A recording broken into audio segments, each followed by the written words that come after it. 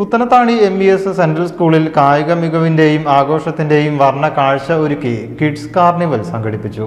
സ്കൂളിലെ മുൻ വിദ്യാർത്ഥിയും നാഷണൽ ഗോൾഡ് മെഡലിസ്റ്റുമായ മുഹമ്മദ് അസിൽ മുഖ്യാതിഥിയായി. ആവേശകരമായ മാർച്ച് പാസ്റ്റോടെയാണ് കാർണിവൽ ആരംഭിച്ചത്.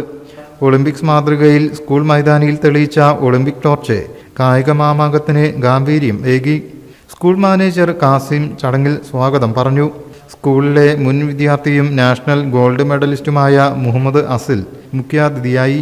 സംസ്ഥാന kids athletics chairman KK Raveendran, TMG college physical education assistant പ്രൊഫസറും മലപ്പുറം കിഡ്സ് അത്ലറ്റിക്സ് ചെയർമാനുമായ ക്യാപ്റ്റൻ ഷുക്കൂർ ഇല്ലത്ത് എന്നിവർ സംസാരിച്ചു.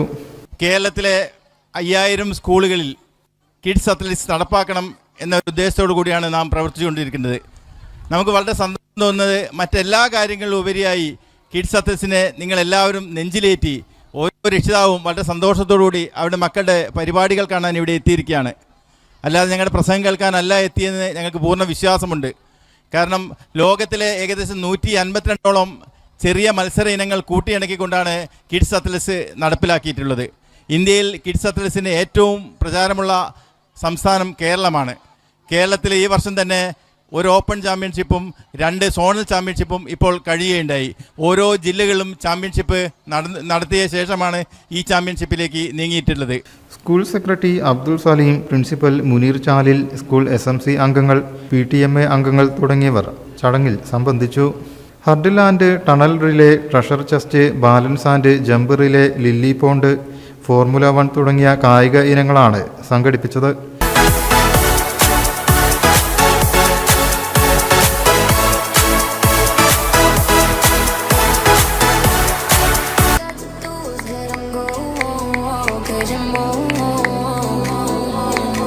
വിദ്യാർത്ഥികളുടെ സൂംബ ഡാൻസ് പരിപാടിക്ക് മാറ്റുകൂട്ടി.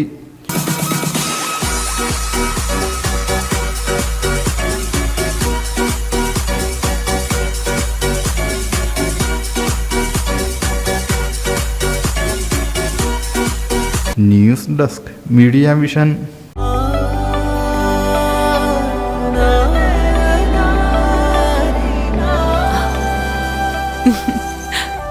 ആചാരങ്ങളും ആഘോഷങ്ങളും പലപ്പോഴും പലതാണ്.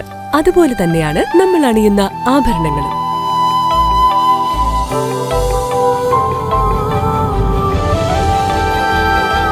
ജീവിതത്തിലെ ഓരോ നിമിഷങ്ങളും അവിസ്മരണീയമാക്കുന്നു Azad gold and diamonds. Azad gold and diamonds, Thazhepalam, Tirur.